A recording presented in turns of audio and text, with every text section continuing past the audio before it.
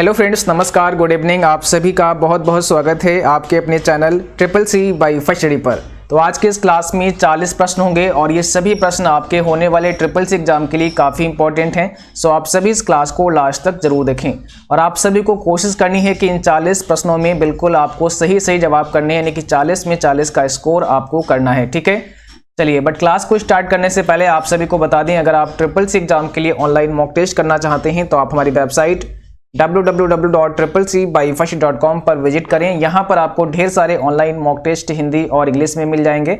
साथ ही साथ यहाँ से आप इंपॉर्टेंट क्वेश्चन आंसर और उनके पीडीएफ भी डाउनलोड कर सकते हैं। इस वेबसाइट का लिंक नीचे डिस्क्रिप्शन बॉक्स में दिया गया है, जहाँ से आप विजिट कर सकते हैं। तो आप सभी एक बार क्लास को शेयर कर दें ताकि और भी बच्चे और भी साथी इस क्लास को ज्वाइन कर सकें। और आज का सबसे पहला प्रश्न आपके स्क्रीन पर है और आपसे पूछा गया है, निम्न में से किसका संबंध कंप्यूटर के प्रोसेसर से नहीं है। ठीक है, किसका संबंध कंप्यूटर के प्रोसेसर से नहीं है, आपको आंसर करना है कौन सा होगा राइट आंसर।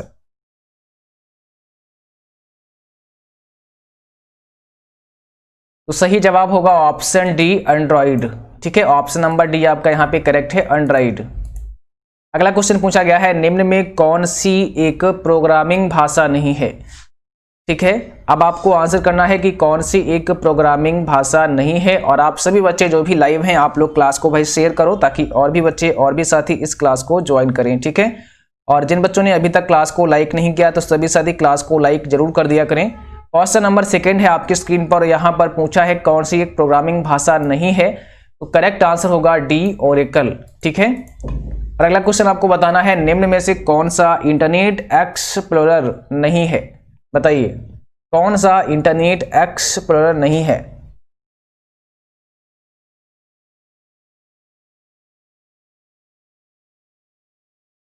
तो यहां पर देखिए, इंटरनेट एक्सप्लोरर का मतलब है जिससे आप किसी वेबसाइट को विजिट कर सकें। ठीक है, तो यहां पर क्या होगा, क्रोम, फायरफॉक्स, सफारी। अब बात करेंगे गूगल प्लस की तो ये नहीं होगा, यानी कि डी ऑप्शन आपका करेक्ट होगा, गूगल प्लस। ठीक है, ध्यान रखना है। अगला क्वेश्चन है, निम्न में से कौन सा डेटाबेस से संबंधित है। कौन सा डेटाबेस से संबंधित है, MS Excel, MS Word, MS Access या नोटपैड। यहां पर कौन सा करेक्ट आंसर होगा क्वेश्चन नंबर 4 का।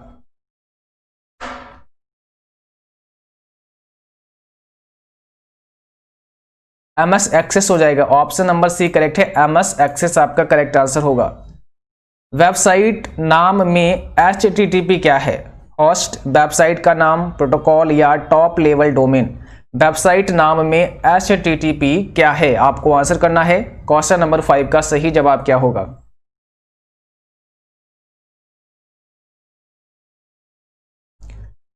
तो यहां पर हो जाएगा ऑप्शन सी, प्रोटोकॉल। ठीक है, वेबसाइट नाम में HTTP क्या है, एक प्रोटोकॉल है और इसका मतलब क्या होता है, हाइपर टेक्स्ट ट्रांसफर प्रोटोकॉल।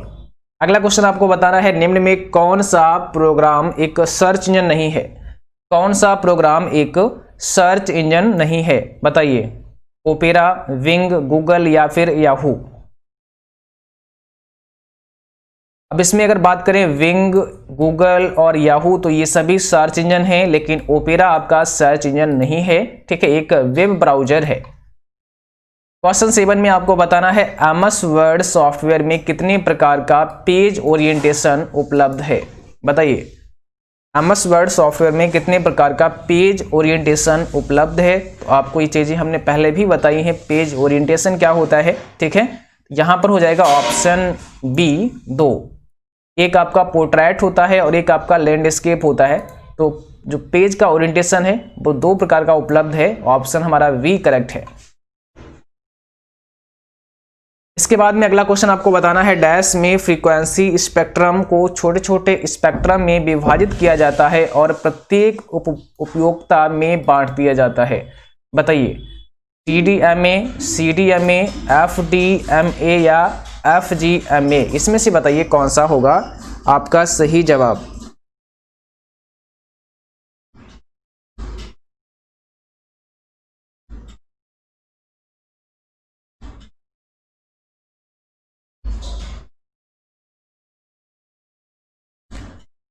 तो तो यहाँ पर आपका कौन सा करेक्ट आंसर हो जाएगा जल्दी से बताना है। और यहाँ पर सही जवाब है ऑप्शन सी FDMA, ध्यान रखना है। FDMA का फुल फॉर्म भी कई बार आपसे पूछेंगे, तो इसका फुल फॉर्म होता है फ्रीक्वेंसी डिवीजन मल्टीपल एक्सेस, ठीक है। ऑप्शन नंबर हमारा यहाँ पे हो जाएगा सी करेक्ट।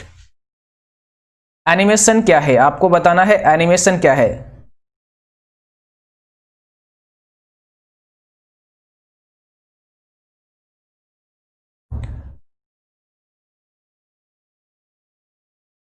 तो यहां पर बी ऑप्शन होगा, स्थिर चित्रों को गति देना ही एनिमेशन है, ठीक है। ऑप्शन बी करेक्ट है। अगला क्वेश्चन, एक फाइल जिसमें अपेक्षित रूप से स्थायी डाटा रहता है वह random file, transaction file, master file या सीक्वेंशियल फाइल होती है। इसमें से कौन सा होगा सही जवाब।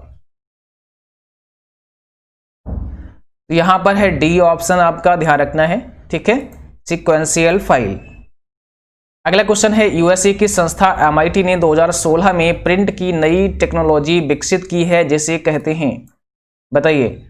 क्वेश्चन नंबर 11 आपकी स्क्रीन पर है और आपको जवाब करना है कौन सा होगा करेक्ट आंसर। और ये क्वेश्चन हमने आपको आगे भी यानी कि पहले भी कई बार पढ़ाया है, ओके। तो शायद आपको पता होगा, आपने वो क्लास देखी होगी। यहाँ पर होगा ऑप्शन पहला 4D प्रिंटिंग, ठीक है। क्वेश्चन अगला देखिए, इंटरनेट में आईपी एड्रेस को कहते हैं, इंटरनेट में आईपी एड्रेस को कहते हैं, आईपी एड्रेस को क्या कहते हैं। इसे कहते हैं इंटरनेट प्रोटोकॉल। ऑप्शन होगा डी करेक्ट, इंटरनेट प्रोटोकॉल कहते हैं आईपी एड्रेस को, ध्यान रखना है सभी बच्चों को, ठीक है।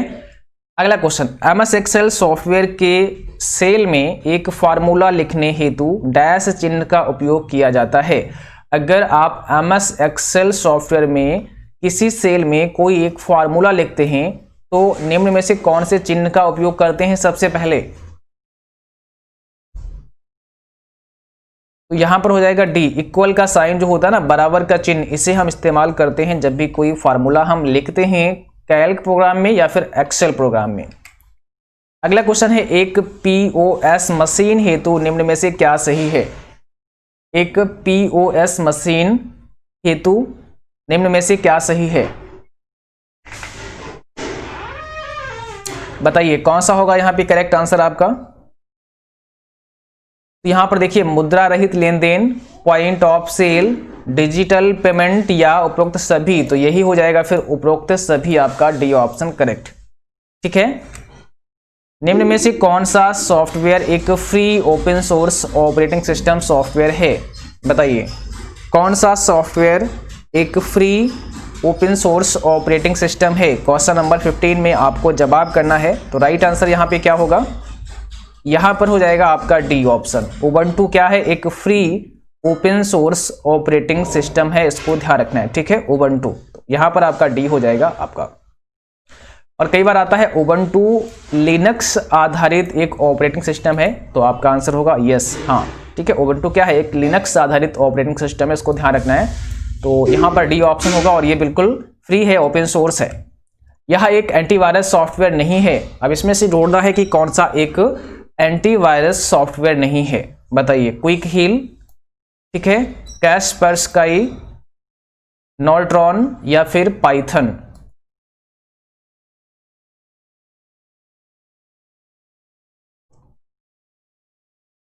यहां पर कौन सा हो जाएगा, ऑप्शन डी है आपका पाइथन। ये आपका एंटीवायरस प्रोग्राम नहीं है, बाकी सभी क्या है एंटीवायरस सॉफ्टवेयर हैं। तो पाइथन आपका सही जवाब है। अगला क्वेश्चन है, निम्न में से कौन सा एक कंप्यूटर अटैक का प्रकार नहीं है। इसमें से कौन सा एक कंप्यूटर अटैक का प्रकार नहीं है, बताइए। क्वेश्चन नंबर 17 में कौन सा होगा सही जवाब।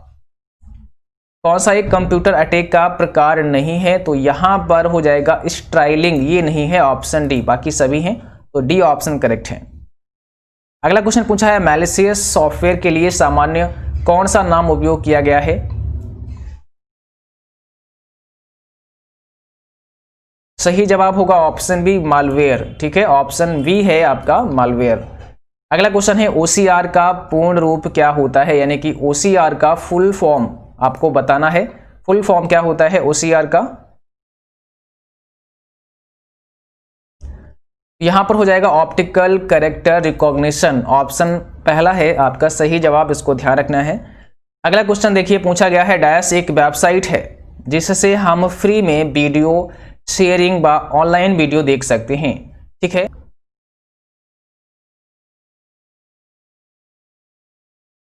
सही जवाब होगा ऑप्शन पहला आपका यूट्यूब।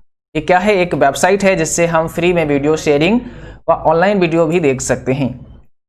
MS वर्ड सॉफ्टवेयर में फाइंड एंड रिप्लेस बॉक्स लाने हेतु आवश्यक कमांड है। बताइए, MS वर्ड सॉफ्टवेयर में फाइंड एंड रिप्लेस बॉक्स लाने हेतु आवश्यक कमांड कौन सी है?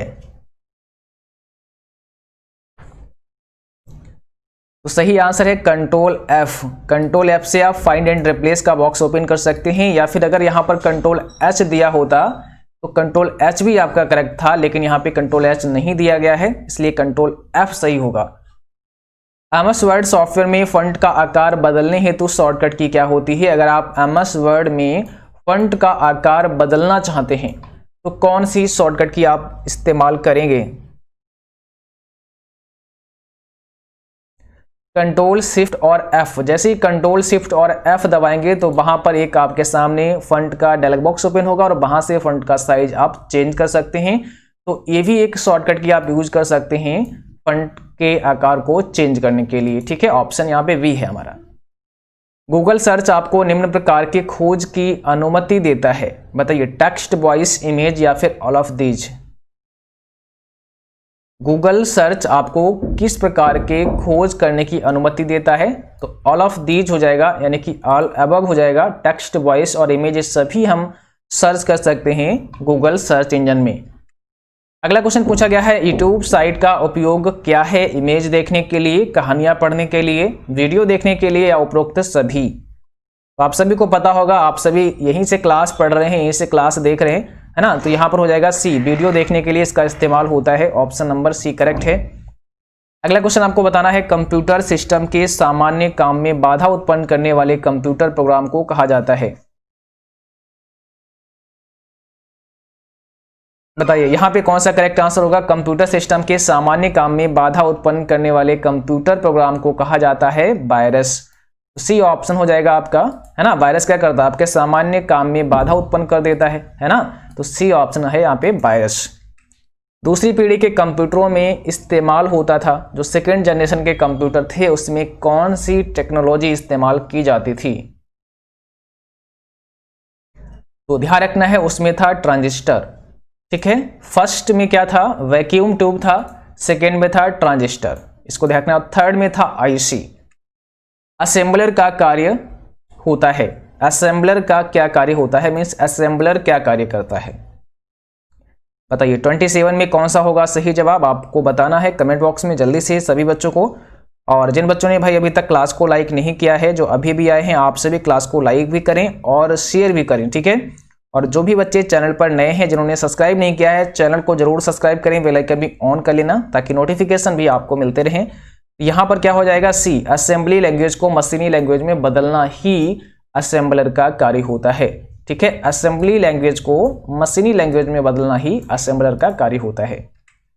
प्रिंटर की इंक में उपयोग में लिया गया कार्बन है। ठीक है, कौन सा कार्बन होता है ये आपको बताना है। प्रिंटर की इंक में जो उपयोग होता है, तो यहाँ पे ऑप्शन कौन से हैं? Charcoal, carbon black, gas carbon और कॉक। सही जवाब होगा यहाँ पर आपका ऑप्शन C, गैस कार्बन। ध्यान रखना है, ऑप्शन C करेक्ट है। और अगला क्वेश्चन आपको बताना है, सॉफ्टवेयर कोड में त्रुटियां ढूंढने की एक प्रक्रिया है ना। डैश सॉफ्टवेयर कोड में त्रुटियां ढूंढने की एक प्रक्रिया है, तो कौन सा होगा यहाँ पे करेक्ट आंसर? तो डीबगिंग, ऑप्शन D है। डीबगिंग सॉफ्टवेयर कोड में त्रुटियां ढूंढने की एक प्रक्रिया है, ऑप्शन D हो जाएगा। क्लिपबोर्ड के कंटेंट को डैश करने के लिए कंट्रोल V का इस्तेमाल होता है। तो क्लिपबोर्ड के कंटेंट को क्या करने के लिए कंट्रोल V इस्तेमाल करते हैं? कट, कॉपी, पेस्ट या इनमें से कोई नहीं। सिंपल सी बात है, पेस्ट करने के लिए कंट्रोल V इस्तेमाल करते हैं। और जब आप किसी टेक्स्ट को ऐसे सेलेक्ट करके कॉपी कर लेते हैं, तो जब कॉपी कर लेते हैं वो आपका टेक्स्ट, वो आपका मैटर कहाँ होता है? क्लिपबोर्ड में अंदर सेव हो जाता है। ये भी सवाल होता है कि कॉपी किया हुआ मैटर कहाँ सेव होता है? तो जब कॉपी या कट कर लेते हैं तो वो टेक्स्ट, वो मैटर आपका कहाँ होता है? क्लिपबोर्ड में सेव हो जाता है और फिर उसको आप कंट्रोल V से पेस्ट कर सकते हैं। ठीक है, तो C ऑप्शन यहाँ पे करेक्ट है। अगला क्वेश्चन बताना है निम्न में से कौन सी वोलेटाइल मेमोरी है, बताइए कौन सी वोलेटाइल मेमोरी है। तो यहां पर हो जाएगा रैम। रैम क्या है, एक वोलेटाइल मेमोरी होती है, ध्यान रखना इसका फुल फॉर्म होता है रैंडम एक्सेस मेमोरी, ठीक है। ये एक अस्थाई मेमोरी है, एक टेम्परेरी मेमोरी है, इसको भी ध्यान रखना है। और अगर बात करें रोम की तो ये है नॉन वोलेटाइल मेमोरी, ठीक है, इसको कहते हैं रीड ओनली मेमोरी। क्या कहते हैं इसको, रीड ओनली मेमोरी कहते हैं। और इसमें डेटा को केवल पढ़ सकते हैं, केवल आप इसमें रीड कर सकते हैं, पढ़ सकते हैं, इसको ध्यान रखना है। और पीरोम का मतलब क्या होता है, प्रोग्रामेबल रीड ओनली मेमोरी होता है, इसको ध्यान रखना है, प्रोग्रामेबल रीड ओनली मेमोरी। और यहां पर पूछा है ईपी रोम, इसका फुल फॉर्म क्या होता है, बताइए ईपी रोम का फुल फॉर्म क्या होता है। इसका मतलब होता है erasable programmable read only memory, erasable programmable read only memory, ठीक है। इसके डेटा को हम डिलीट भी कर सकते हैं अल्ट्रा वायलेट के माध्यम से, अल्ट्रा वायलेट रेज के माध्यम से इसके डेटा को डिलीट किया जा सकता है।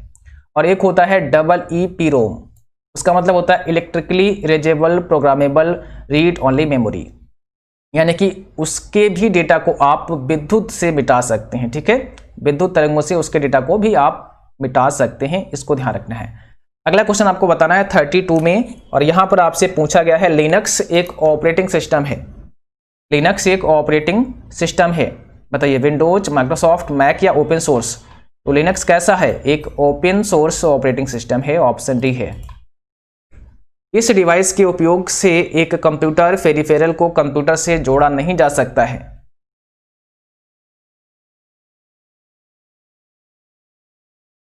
बताइए कौन सा होगा यहाँ पे सही जवाब आपका।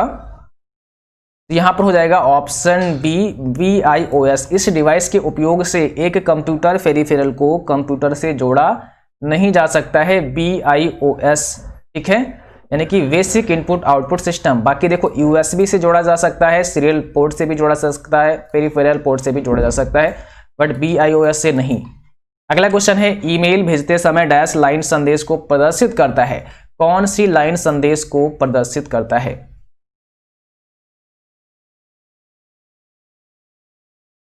तो यहां पर हो जाएगा ऑप्शन आपका डी करेक्ट, सब्जेक्ट, है ना, संदेश के बारे में कौन सी लाइन बताती है, सब्जेक्ट बताती है, ऑप्शन डी है आपका। अगला क्वेश्चन है URL का तात्पर्य, यानी कि URL का फुल फॉर्म आपको आंसर करना है। तो URL का फुल फॉर्म क्या होता है, यूनिफॉर्म रिसोर्स लोकेटर होता है, ऑप्शन हो जाएगा आपका यहां पर C correct, uniform resource locator आपका करेक्ट आंसर होगा। अगला क्वेश्चन आपको बताना है कुकी क्या है, 36 में आपको आंसर करना है कुकी क्या है।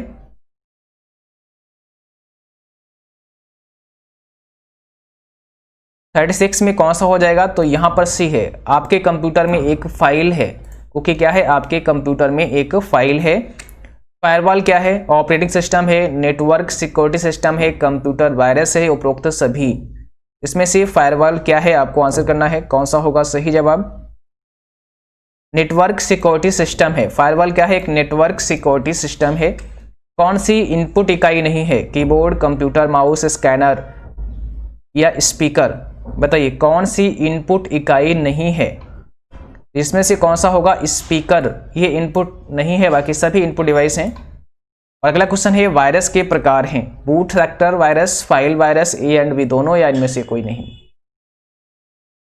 बताइए वायरस के प्रकार हैं, इसमें से कौन सा हो जाएगा वायरस का एक प्रकार। राइट आंसर करना है कमेंट बॉक्स में, सही जवाब क्या होगा। यहां पर हो जाएगा option C, A and B दोनों, A एंड B दोनों। अगला क्वेश्चन है ध्वनि तरंगों को ऑडियो संकेत में कन्वर्ट करता है, कौन करता है, ध्वनि तरंगों को ऑडियो संकेत में कौन कन्वर्ट करता है। तो राइट आंसर करना है आपको, यहां पे कौन सा होगा सही जवाब। पहला ऑप्शन हो जाएगा माइक्रोफोन करता है, ठीक है, पहला ऑप्शन आपका राइट है। और आप सभी को बता दें कल आपको इसी टाइम यानी कि 8:30 बजे एक CCC की फुल क्लास यानी कि 100 क्वेश्चन की क्लास मिलने वाली है, जिसे आप मैराथन भी कह सकते हैं, यानी कि वो क्लास आपके लिए काफ़ी इंपॉर्टेंट होगी। और उसमें CCC जनवरी एग्जाम में आने वाला पेपर, किस प्रकार से पेपर आएगा, कैसे क्वेश्चन आएंगे, उनको वहां पर हम शामिल करने की कोशिश करेंगे। तो वो पूरा क्लास आपको अच्छे से करना है, ठीक है। और उस क्लास को कल आपको देंगे हम, यानी कि कल 8:30 बजे वो क्लास आपको मिलेगी।